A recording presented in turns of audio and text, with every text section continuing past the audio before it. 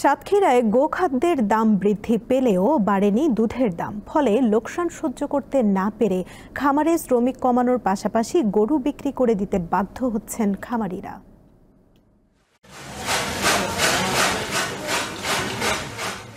পর্যাপ্ত খামার, দুধের গুণগত মান ও উৎপাদন বৃদ্ধির কারণে দুধ উৎপাদনে দেশের মধ্যে দ্বিতীয় স্থানে রয়েছে সাতক্ষীরা।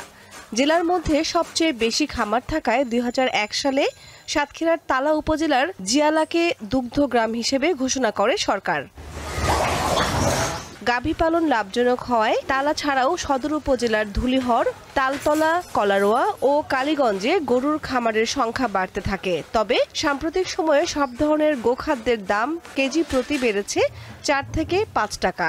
শুধু গোখাদ্য নয়, ওষুধের দাম বাড়ার পাশাপাশি পরিবহন খরচও বেড়েছে, কিন্তু বাড়েনি দুধের দাম। আমার আগে গরু ২০-২৫টি ছিল, গরু বিক্রি করে দিয়েছি। মনে করেন গরু খুশি লস। আগে যে আমাদের খরচ ছিল এখন অনেক বৃদ্ধি।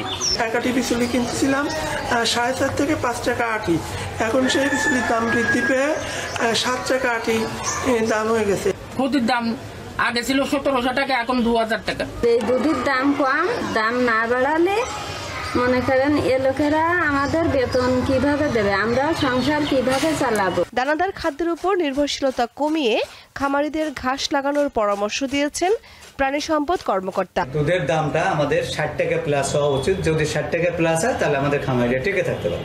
উক্ত খামারিরা যাতে বেশি বেশি করে পাকচুং জাতের ঘাস চাষ করে। বর্তমানে জেলায় ৮,০০০-এর বেশি ছোট বড় ডেইরি ফার্ম রয়েছে, যেখান থেকে দিনে 2,১০,০০০ মেট্রিক টন দুধ উৎপাদন হয়। জেলার চাহিদা মিটিয়ে বাকি দুধ পাঠানো হয় খুলনা ও যশোর সহ দেশের বিভিন্ন জেলায়। দীপ্ত, বার্তা কক্ষ।